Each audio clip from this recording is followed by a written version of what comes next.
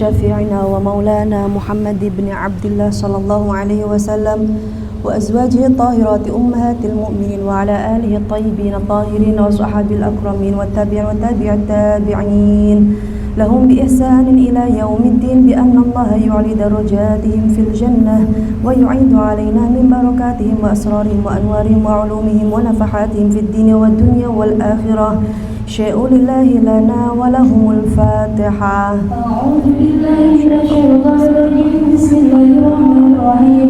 الحمد لله رب العالمين الرحمن الرحيم مالك يوم الدين إياك نعبد وإياك نستعين اهدنا الصراط المستقيم. ثم إلى أرواح سادتنا أبي بكر وعمر وعثمان وعلي والحسن والحسين وفاطمة الزهراء وخديجة الكبرى وعائشة الرضا وأزواج رسول الله والحمزة والعباس وجميع أصحاب رسول الله وأنصار رسول الله والمهاجرين والمجاهدين في سبيل الله أجمعين بأن الله يعلي درجاتهم في الجنة ويعيد علينا من بركاتهم وأسرارهم وأنوارهم وعلومهم ونفحاتهم في الدين والدنيا والآخرة. الفاتحة.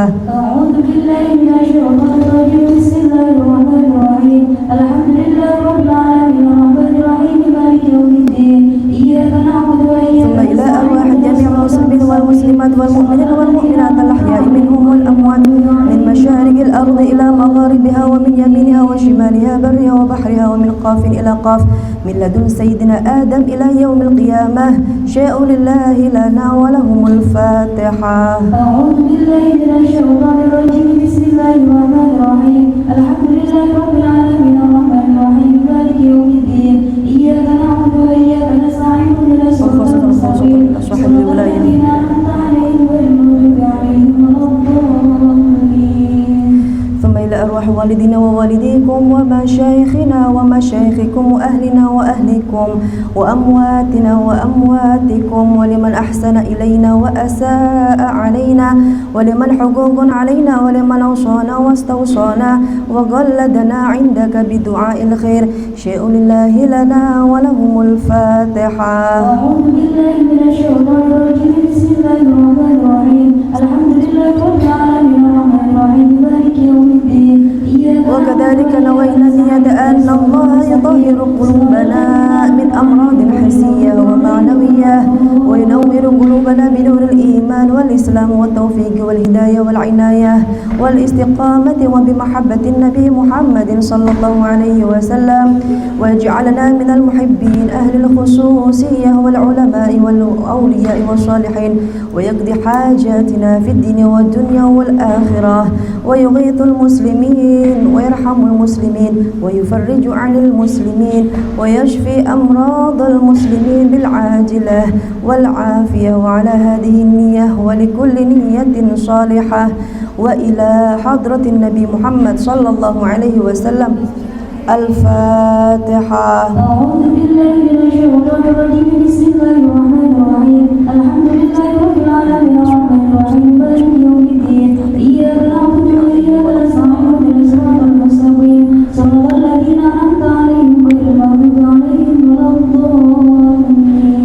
بسم الله الرحمن الرحيم. إن الله وملائكته يصلون على النبي يا أيها الذين آمنوا صلوا عليه وسلموا تسليما.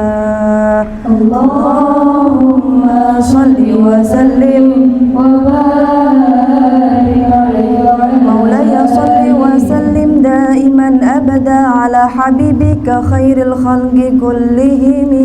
صلى الله آمين تذكر جيران بدي سلام ما زدت دمعا جرى من مقلة بدمي أمدت الريح من تلقاء كاظمة وأومض البرق في الظلماء من إضامي فما لعينك إن قلت اكف فهمت وما لقلبك إن قلت استفق يهمي أيحسب الصب أن الحب منكتم ما بين منسجم منه ومضطرم لولا الهوى لم ترك دمعا على طلال ولا أركت لذكر البان والعالمين فكيف تنكر حبا بعدما شهدت به عليك عدول الدمع والسقم وأثبت الوجه خط عبرة وضانا مثل البهار على خديك والعنم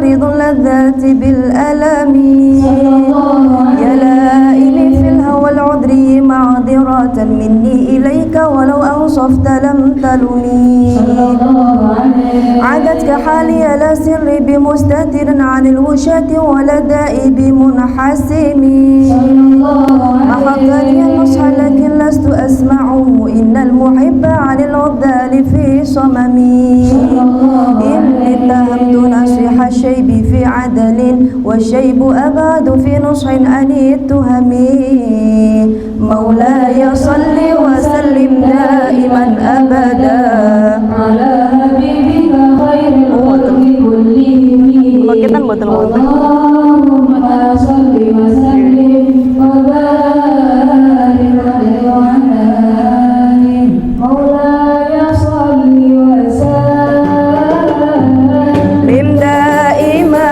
أبدا على حبيبك خير الخلق كلهم مولاي إن أمرتي بسوء ما اتعظت من جالها بنذير الشيب والهرم ولا أعدت من الفعل الجميل قرار ضيف ألم مدرار صغيره محتشم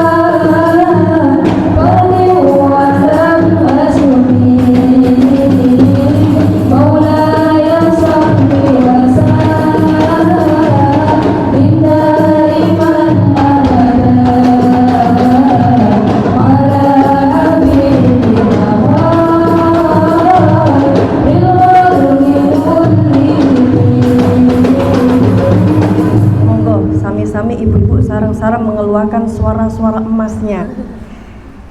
Mau sarang-sarang ya, monggo. Maulaya sholli wa sallim daiman abada ala habibika khairil khalqi kullihim. Sallallahu alaihi Warantu sunnata man ahya dhalama ila an ishtakat qadamahu dharra min warami. Sallallahu Wa shadda misaqabin asha'ahu wa tawa tahta al-hijarati kashha musraf al-adami. Sallallahu وراودته الجبال شم من ذهب عن نفسه فأرى أيما شممي. وأكد سده فيها ضرورته إن الضرورة لا تعد على العصام. وكيف تدعو إلى الدنيا ضرورة من لولاه لم تخرج الدنيا من العدم. محمد سيد الكونين والثقلين والفريقين من عرب ومن عجم. نبينا الآمر الناهي فلا أحد أبر في قول الله منه ولا نعم. هو الحبيب الذي ترجى شفاعته لكل هول من الأموال مقتحم. دعا إلى الله فالمستمسكون به مستمسكون بحبل غير منفصم. فاق النبيين في خلق وفي خلق ولم يدنوا في علم ولا كرم. وكلهم من رسول الله ملتمس غرفا من البحر أو رشفا من الديم. ووافقون لدي عند حدهم من نقطة العلم أو من شكلة الحكم. فهو الذي تم معناه وصورته ثم اصطفاه حبيبا بارئ النسم. منزه عن شريك في محاسنه فجوهر الحسن فيه غير منقسم. دعا النصارى في نبيهم واحكم بما شئت مدحا فيه واحتكم. وانسب إلى ذاته ما شئت من شرف وانسب إلى قدره ما شئت من عظام. فإن فضل رسول الله ليس له حد فيعرب عنه ناطق بفمي. لو ناسبت قدره آيته عظما نحيا اسمه حين يدعى دارس الرمام. لم يمتحن بمتاع العقول به حرصا علينا فلم نرتب ولم نهم.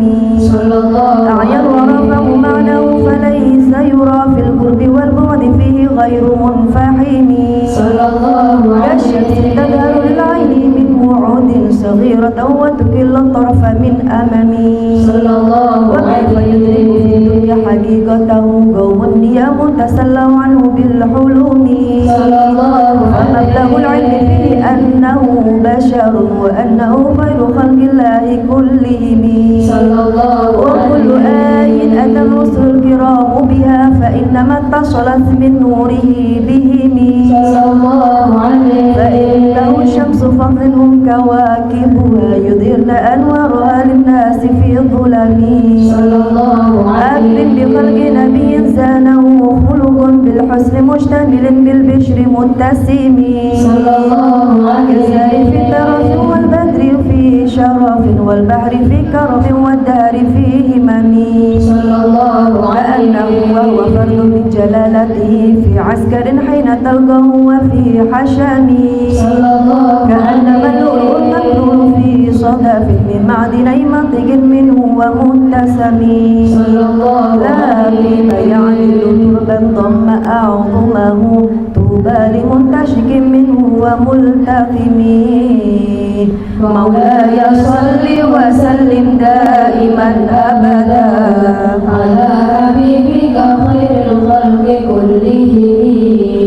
اللهم صل وسلم وبارك عليه وعلى مولاي صل وسلم دائما أبدا على حبيبك خير الخلق كلهم. أبنى مولده عن طيب عنصر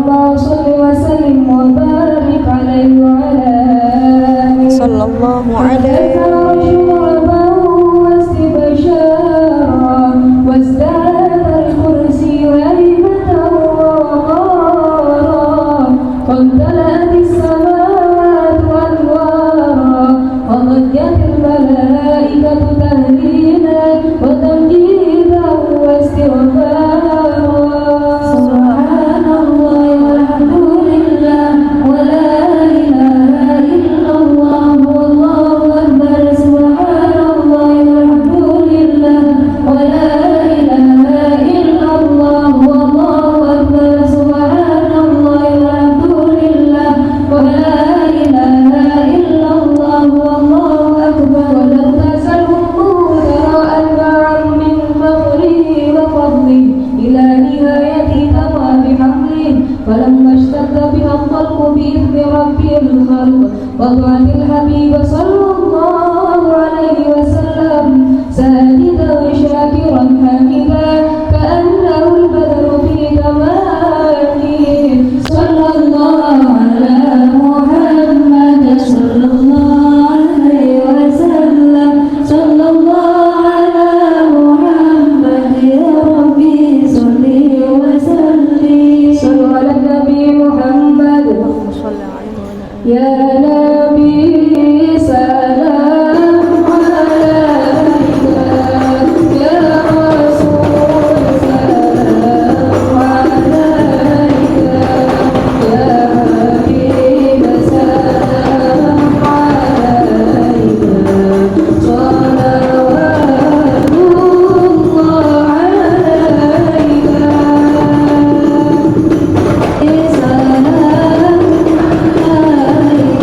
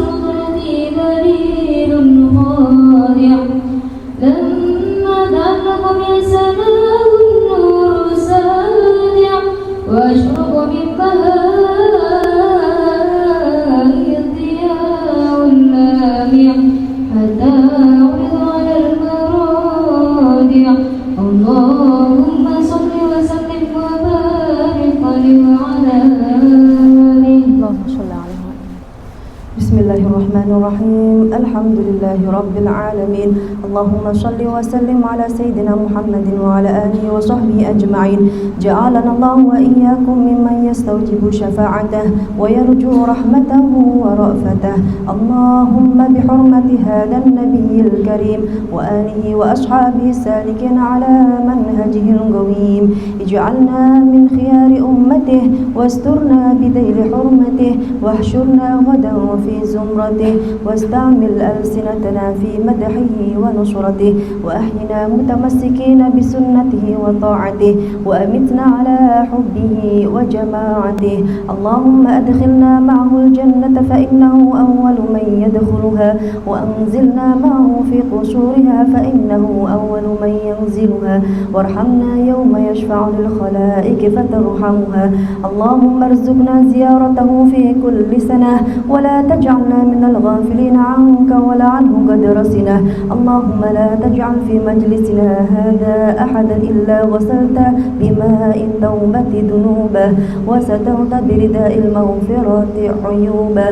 اللهم إنه كان معنا في السنة الماضية إخوان منعهم القضاء عن الوصول إلى مثلها فلا تحرمهم من ثواب هذه الساعة وفضلها.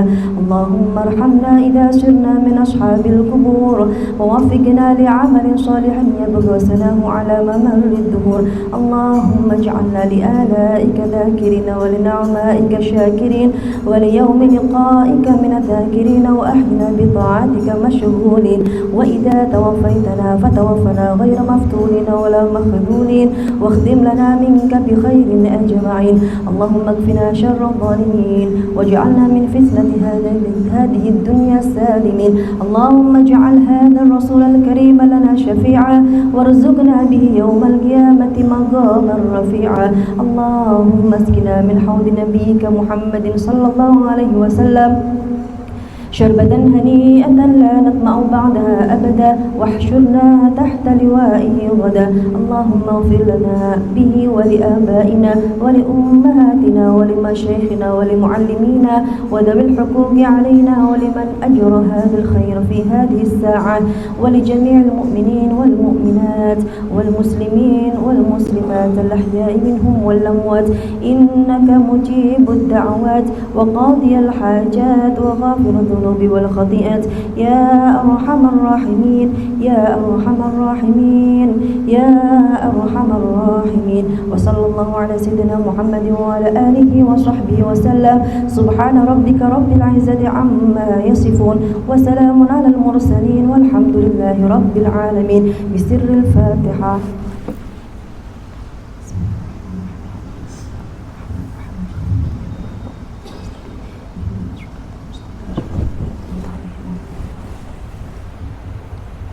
Bismillahirrahmanirrahim. Saya ulangi kembali salamnya nggih. Assalamualaikum warahmatullahi wabarakatuh. Niki sepertinya suaranya belum sami sarapan. Yang sebelah sana suaranya jawab dalam hati. Sepertinya suara semut yang sedang dipakai. Sekali lagi ya, harus yang semangat jawabnya. Assalamualaikum warahmatullahi wabarakatuh. Masya Allah, gitu kan terdengar suara emasnya para ibu-ibu jamaah sekalian.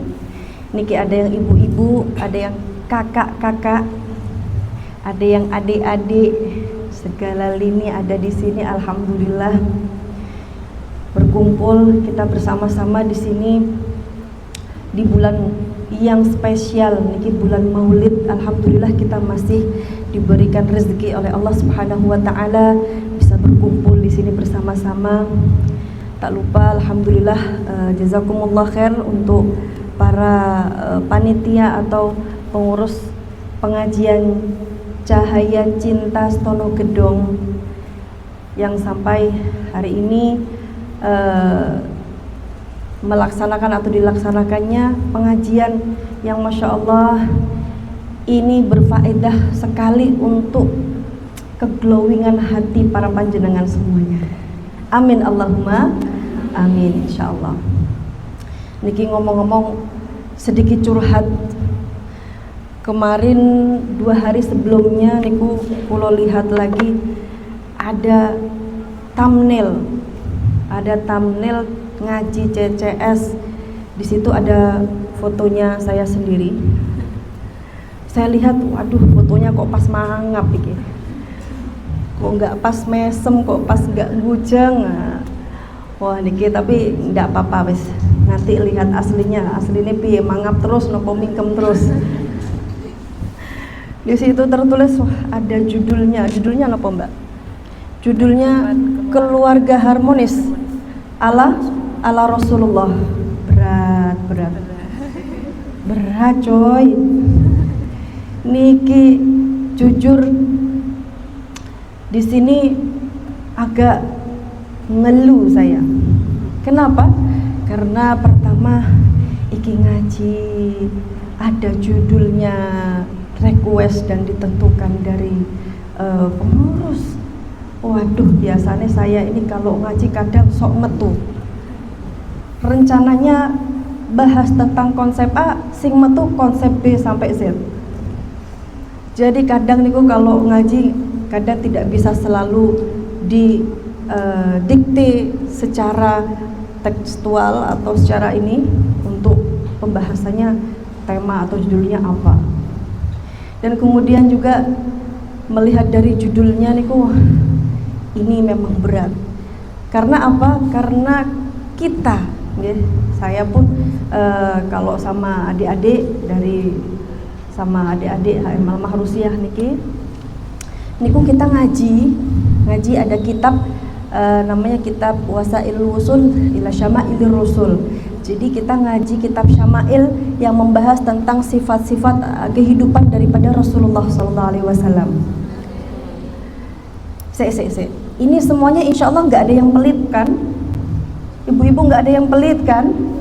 Loh, niki estu niki kalau nggih sak pelit-pelite tiyang niki dawuh Kanjeng Nabi. Kalau disebut asmane Kanjeng Nabi kok mboten jawab sholawate, wah niku dicap pelit. Niki sanes kula sing ngendikan, niki Kanjeng Nabi sing ngendikan. Niki insyaallah gak ana sing pelit. Coba Allahumma sholli ala Muhammad.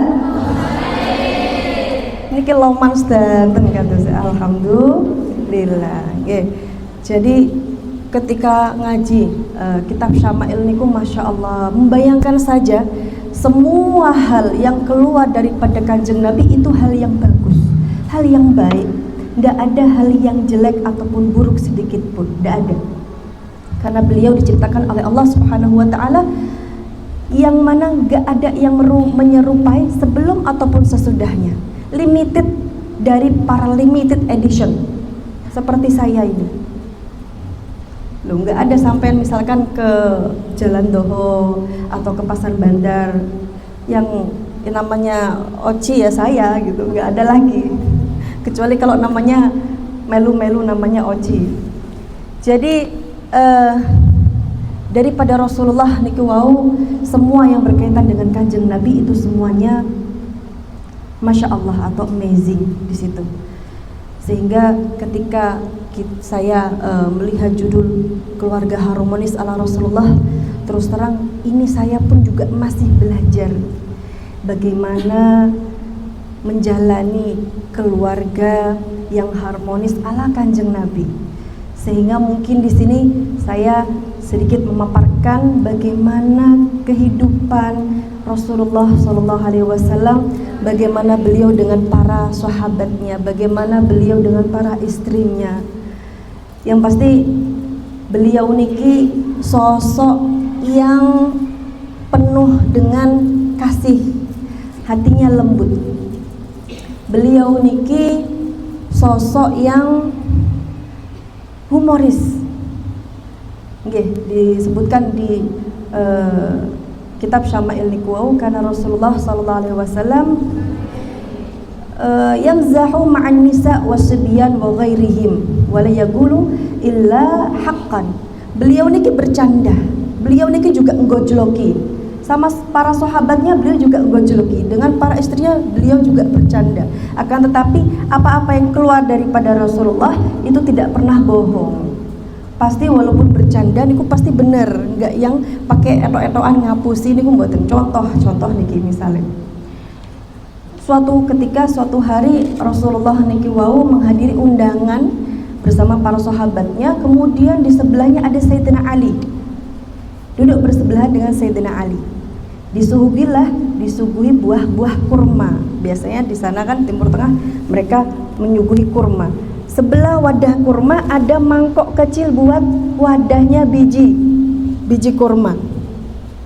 Makanlah di situ Kanjeng Nabi. Dahar buah kurma, kemudian Sayyidina Ali juga ikut-ikutan ngambil 2 biji kurma.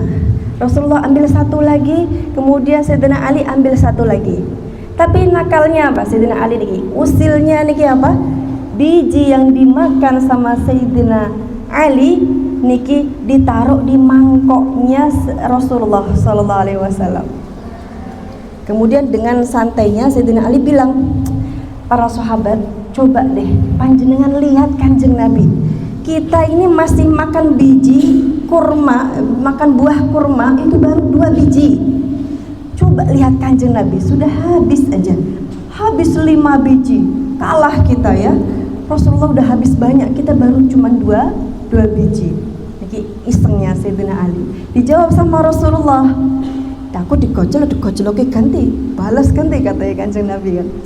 Ya ndak apa-apa, saya makan lebih banyak daripada kalian, mending daripada kamu Sayyidina Ali. Kamu itu makan kurma tapi sak bijinya diuntal. Lah karena apa? Karena tempat mangkok bijinya si Sayyidina Ali ini tadi kosong. Ditaruh mana? Ditaruh di mangkoknya Kanjeng Nabi. Diku hanya sekelumit bagaimana Kanjeng Nabi itu membercandai sinten Sayyidina Ali. Contohnya lagi malih. Kanjeng Nabi niki wau mempunyai khodim, nggih, khodim Sayyidina Anas bin Malik. Sayyidina Anas niki nderek Kanjeng Nabi mulai saking alit, masih kecil, masih umur 7 atau 8 tahun, masih kecil. Suatu hari namanya anak-anak kecil, suatu hari diutus sama Kanjeng Nabi, Anas, kamu pergi ke pasar, ambilkan ada hajah ini dan ini. Marhaba ya Rasulullah, siap. Pergilah Sayyidina Anas ke pasar. Di tengah-tengah pasar, namanya juga anak-anak, ngelihat teman sebayanya lagi main peta umpet, lagi main black soldier, lagi main kelereng, lagi main, ya kalau zaman now sekarang itu lagi mabar. Oke, mabar ya. Kalau zaman kita dulu mainnya apa Mbak? Kecelek, main kelereng, main hal-hal yang main bersamaan seperti itu. Sayyidina Anas lupa, saya ketemu teman-teman, wah asik ini, main pisan. Akhirnya Sayyidina Anas lupa dengan hajatnya, apa yang diutus sama Kanjeng Nabi. Dia pun ikut bermain bersama teman-temannya. Yang namanya Kanjeng Nabi nungguin, di mana Anas ini, saya suruh kok nggak datang-datang. Datanglah Kanjeng Nabi, datang nemoni Sayyidina Anas lagi bermain. Apa yang dilakukan oleh Kanjeng Nabi? Dari belakang dipeluklah Sayyidina Anas. Siapa yang nggak pengen dipeluk sama Kanjeng Nabi? Siapa yang pengen dipeluk sama Kanjeng Nabi? Oh, nggak ada yang ngacung ini, nggak ada yang pengen. Kemudian sampai Sayyidina Anas dipeluk sama Rasulullah dari belakang, ditutup matanya sama Rasulullah. Waduh, kata Sayyidina Anas, mati aku. Iki aromanya Kanjeng Nabi niki. Aromanya wangi niki, pasti Kanjeng Nabi. Anas, kamu tadi disuruh apa sama saya? Marhaba ya Rasulullah. Baik ya Rasulullah, saya lupa. Saya sekarang mau berangkat ke pasar, saya mau ambil utusan jenengan. Ya Allah, jadi di situ Sayyidina Anas langsung kemudian bergegas ke pasar memenuhi apa yang diutus oleh Kanjeng Nabi. Ada marah tidak? Ada apa tidak? Tapi Rasulullah di situ dengan kelembutan hatinya memaklumi daripada Sayyidina Anas bin Malik, dan kemudian dari situ Sayyidina Anas juga tumbuh cintanya, tumbuh semakin cinta kepada Rasulullah SAW. Kalau kita cerita tentang kisah Kanjeng Nabi dengan para istrinya niki, pasti terutama yang sebelah saya niki ya, yang pakai kostum putih-putih ini, biasanya pada melting Bu. Kalau nggak melting nanti tersipu sendiri. Karena kisahnya Kanjeng Nabi niki bagaimanapun Masya Allah indah sekali dengan istri, terutama seperti pada Sayyidah Khadijah, yang mana Rasulullah sangat mencintai Sayyidah Khadijah. Begitupun Sayyidah Khadijah yang mana selalu setia mendampingi Kanjeng Nabi dalam dakwahnya. Maka sampai-sampai Sayyidah Aisyah itu sampai cemburu sama Sayyidah Khadijah. Ya Rasulullah, kenapa sih panjenengan tuh masih inget aja sama Khadijah? Udah tua, udah meninggal. Jenengan dapat istri yang lebih cantik, yang lebih muda kayak saya, katanya gitu. Ini katanya Sayyidah Aisyah katanya. Tapi apa itu muncul dari ucapan perempuan, perempuan itu memang dia punya naluri cemburu memang. Kemudian sama Kanjeng Nabi dijawab, Aisyah, gak ada yang bisa menandingi dan menggantikan posisinya Khadijah di hatiku. Wah, dijawab seperti itu sama Kanjeng Nabi. Sayyidah Aisyah diam. Iki rek alamat Kanjeng Nabi tuh kalau wis koyo ngene. Kalau sudah dijawab tegas seperti itu sama Kanjeng Nabi, Sayyidah Aisyah diam. Dia kelewatan kadang karena terdorong oleh rasa cemburu, wajar.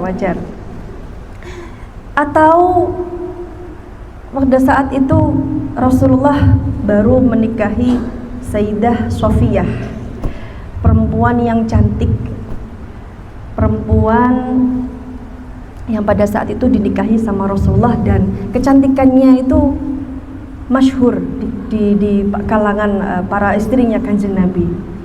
Apa yang dilakukan sama Sayyidah Aisyah? Lagi-lagi Sayyidah Aisyah cemburuan sama Kanjeng Nabi. Apa yang dilakukan sama Sayyidah Aisyah? Dinyek. Halah Sofiyah istrinya Kanjeng Nabi. Sofiyah itu Yahudi, digituin, dinyek sama Sayyidah Aisyah. Dijawab sama Rasulullah, bagaimana kok bisa dibilang Yahudi? Kamu ini putranya Nabi, pamannya juga Nabi, dan sekarang kamu juga menjadi istrinya Nabi. Di situ dijawablah sama Rasulullah, Sayyidah Aisyah lagi-lagi diam. Dan itu disampaikan sama Kanjeng Nabi untuk menghibur Sayyidah Sofiyah, yang mana saat itu pasti siapa perempuan yang enggak sedih diejek seperti itu. Enggak berhenti di situ, diejek lagi sama istrinya Kanjeng Nabi yang namanya Sayyidah Hafsah. Sayyidah Hafsah niki putrinya Sayyidina Umar bin Khattab. Kalau Sayyidah Aisyah putrinya Sayyidina Abu Bakar As-Siddiq. Wes pokoknya karena Abu Bakar dan juga Umar bin Khattab niki besti, maka putri-putrinya pun juga ikut besti. Kong kali kong, kita kong kali kong, kita ece Sofiyah biar nangis dia, biar terasa. Diejek, kamu itu pendek katanya, diejek sama Sayyidah Hafsah gitu. Karena saking mungkin cemburunya di situ. Ya Allah. Tapi di situ Kanjeng Nabi tetap bijak, bagaimanapun memaklumi rasa cemburu yang dimiliki oleh para istri-istrinya. Apa yang dilakukan Kanjeng Nabi? Tetap menasehati istrinya dengan tanpa kekerasan yang berarti, dan kemudian juga membesarkan hati istrinya yang lagi diejek sama istrinya yang lain. Karena memang Masya Allah dawuhnya Kanjeng Nabi Muhammad SAW, innama bu'ithu liutamima makarimal akhlak. Kanjeng Nabi itu diutus bukan lain untuk menyempurnakan akhlak.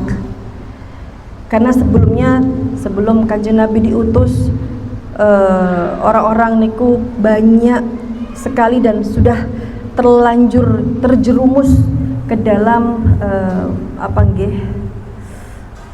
ke dalam masa-masa yang gelap, dan sampai di situ dikatakan masa jahiliyah.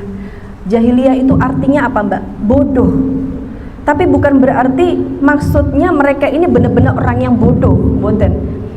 Jahiliyah di sini maksudnya ya memang betul-betul sebetulnya mereka pintar, akan tetapi adanya kebenaran yang datang tidak diterima. Itu yang dimaksud dengan orang jahil. Karena pada saat itu lama rentan waktu mereka sehingga terjerumus dalam masa kegelapan, masa jahiliyah di situ. Masya Allah. Niki sampai jam berapa Mbak?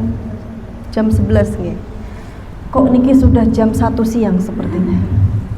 Tasik semangat nopo mboten niki ibu-ibu? Tasik nggih. Engkang semangat cobi angkat tangan. Engkang mboten semangat cobi angkat kaki. Sallallahu ala Nabi Muhammad. Masya Allah niku wau.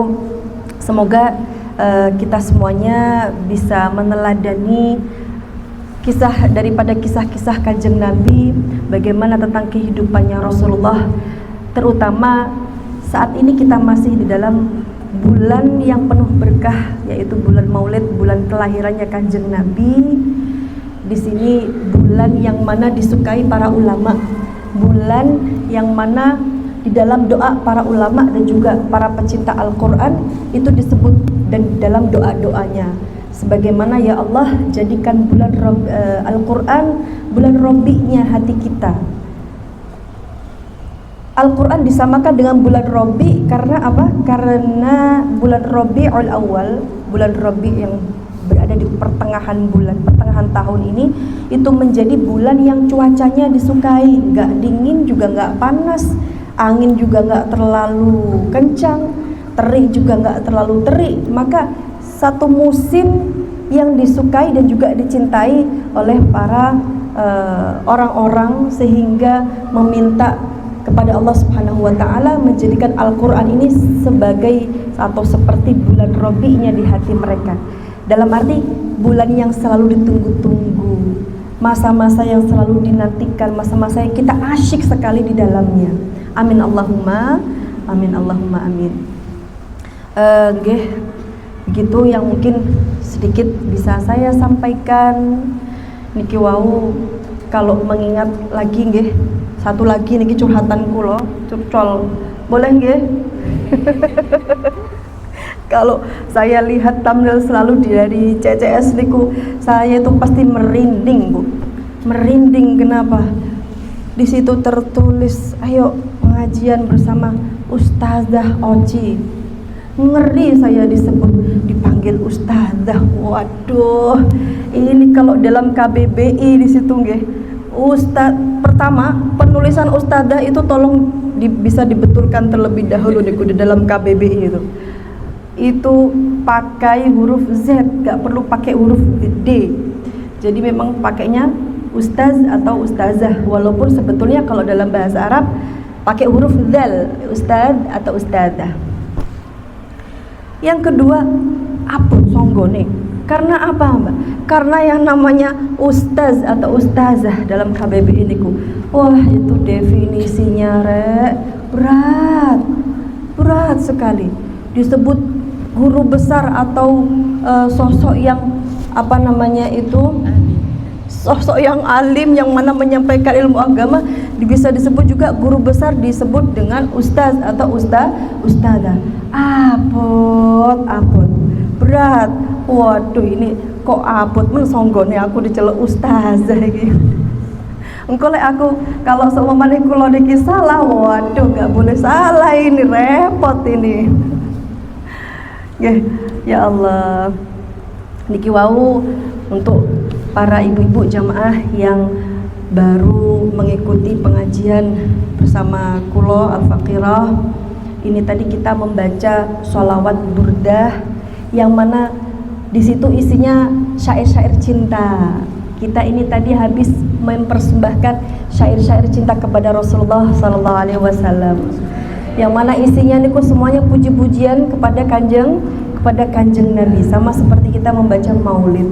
Nah, niki istimewanya kita walaupun secinta apa kali kanjeng Nabi, tapi tetap kanjeng Nabi ini tadi statusnya adalah hambane Gusti Allah niku. Dan beliau kanjeng Nabi panutan kita, yang mana semoga insyaallah mugi-mugi mawon kita semuanya mendapatkan syafaat daripada Rasulullah sallallahu alaihi wasallam. Amin Allahumma amin.